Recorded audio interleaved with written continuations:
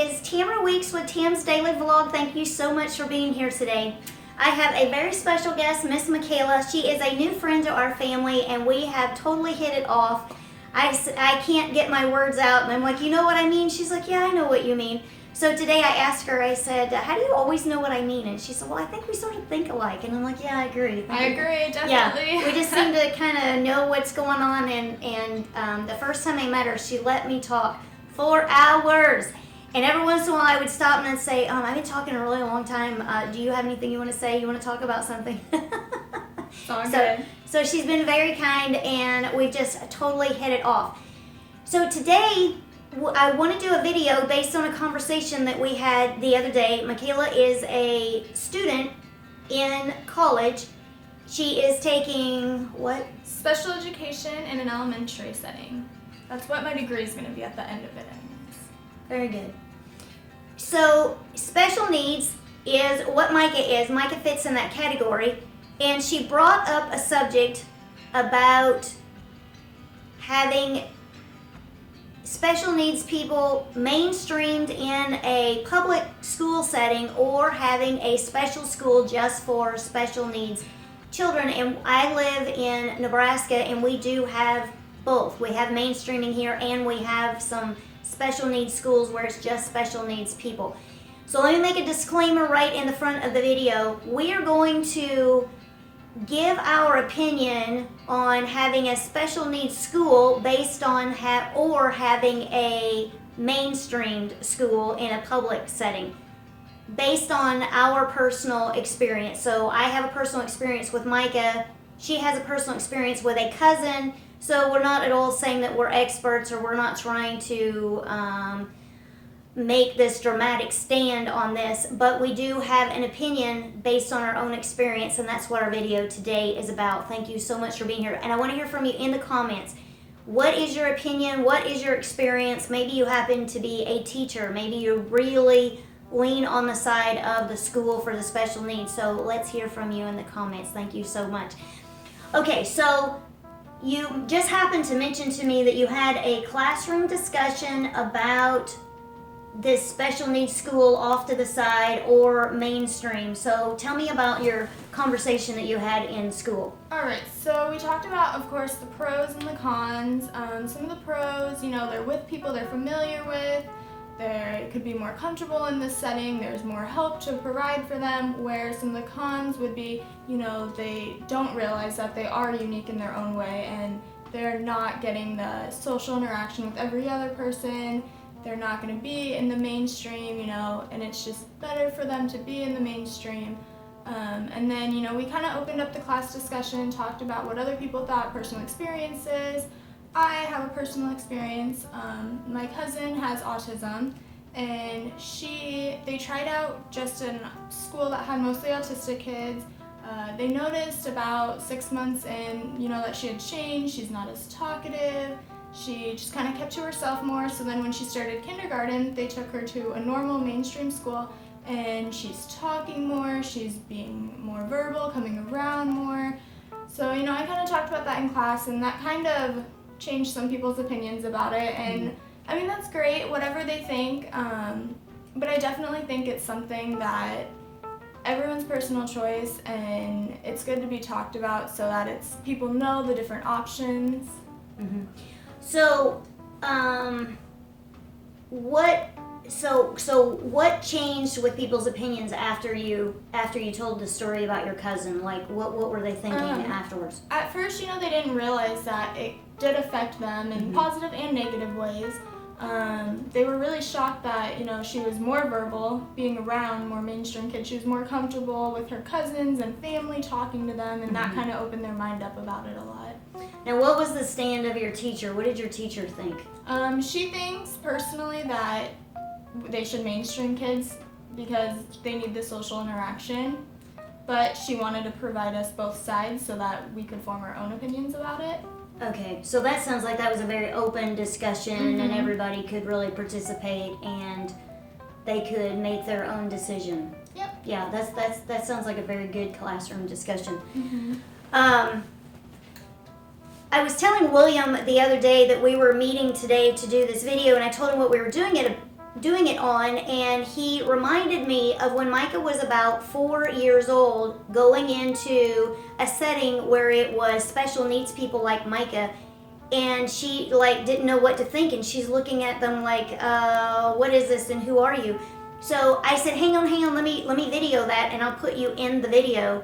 So I just sat here at the dinner table, which is right by the camera. So I'm going to insert his story now because he remembers it. So I was telling you that I remember when Micah was about maybe 4 or 5 when she started school. Up to that time, she had never been around special needs kids. We took her to church, took her to all the events, and she was just around regular people, around kids her own age that were regular kids. So when she goes to school and she starts going to school with other special needs kids, she was looking at them like there's something wrong with those people. They're not normal. And she didn't even know what difference was, but she knew something was different, and it shocked her. And it was funny because here she is, a special needs child, but not realizing she's special need because she's just been around everybody and everybody's treated her like normal. And then all of a sudden she's in this school environment with other special needs kids, and it was a complete shock to her. It was a surprise to realize, oh, there's people out there that are different. And it was just kind of funny to see her react that way. Miss Micah, do you remember that? You remember that when you were 4 or 5 years old? That's a long time ago. I don't even remember being 4 or 5 years old. You do? Yeah. Thank you, Dad, for sharing that story. You're welcome. Okay, so that is our personal story with Micah that I completely forgot about. I'm going to also put a link to a video. I'll put it down in the description. I did a video back in the summer reading the responses of students who were in a world civilization class with Micah. It was an accelerated class that she was in high school. She was in the local paper, and I read some of the responses of the children in that video. So I'm going to link that so you can watch that and see what a profound effect it had on Micah. I'll just tell you about the end of the school year. They had a party. Micah rarely cries like real tears. She'll make like crying sounds, and she might tear up a tiny bit, but for real tears to come down her face, it just doesn't happen with Micah. I went to the school, and I do not have this on film, and I wish that I did. I really wasn't videoing back then. I was not videoing at all. We had the lights turned off. All the regular kids are in the class. I call them regular. We have regular kids, and then we have Micah, who's special needs. Had all the lights off, and had Micah roll in the door and turn the lights on, and Micah cried tears because that was like so special to her that they had a party. And she loved those kids loved her, and they learned so much being around Micah. They were able to, the teacher actually went to the school, asked if they could do this mainstream, if they could do this have Micah come in to be mainstreamed in their classroom. It was so incredible for the students, so incredible for Micah. And Micah still, every once in a while, one of those students, I'll run into them or something will get said. It's very emotional for me to see what happened for Micah to be with these special kids. But let me go back just a little bit. Micah spent several years in elementary school. She went to junior high. She went to high school. She has about 15 years of experience with her total, preschool, repeating kindergarten, because that is something that they used to do. I don't know about now. Micah's 27. And then after high school, 12th grade, there's 2 years of transition. The idea is that they transition from high school into the real working world. There are a lot of programs here in Nebraska for people like Micah to be able to go to companies, be mainstreamed in regular work, in the regular workforce, or they have programs specifically designed for special needs students to go, or special needs people to go and maybe shred paper, and they get paid per pound of paper that they're doing. So Micah's always been in a classroom for special needs all through her school years, but then she's had an opportunity off and on to go into classrooms at least part of the time, have someone with her, and be mainstream. These are some of my thoughts on this. Okay, so for the students, the regular students in the classroom, and you can interject at any time because I'm just yapping here.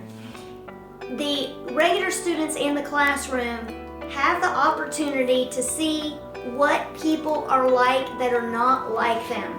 What's it like to be around somebody in a wheelchair?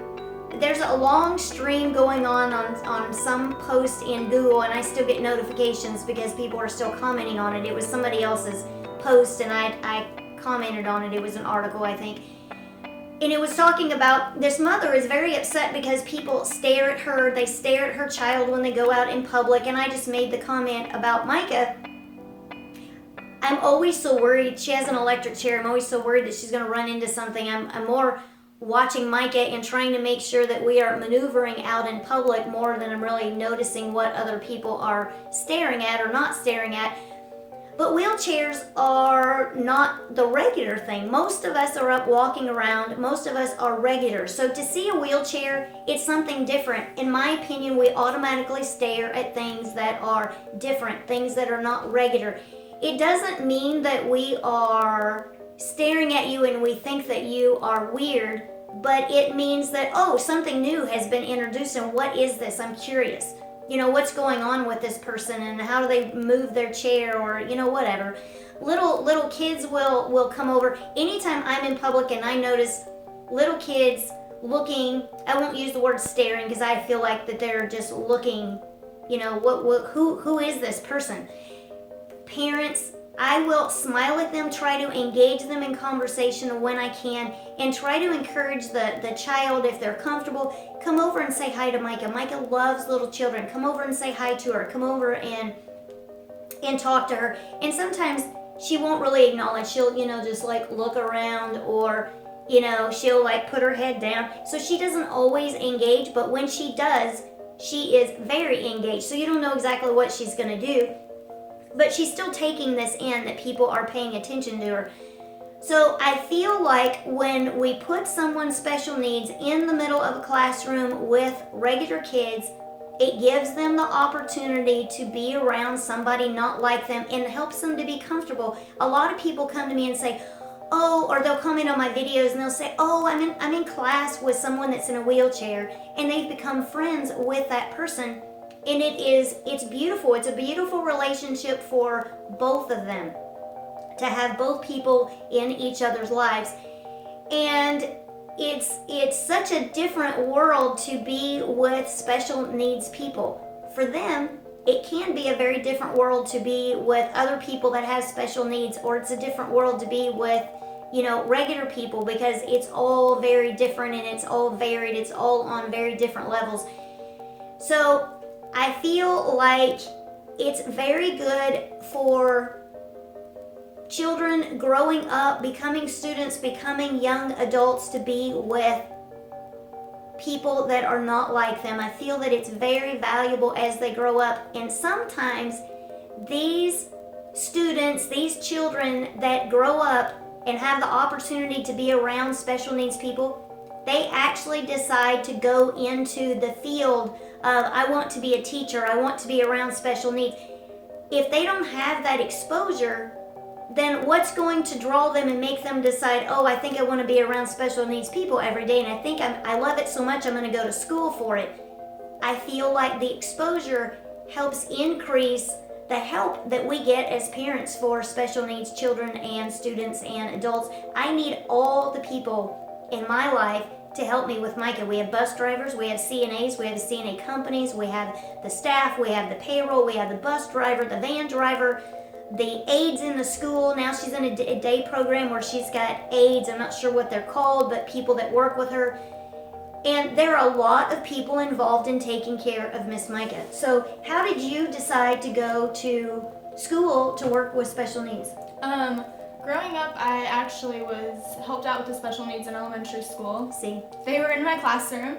I very easily connected with them. They're very smart and intelligent. They know what you're saying. And then in high school, I was in a program where I also worked with the special needs kids.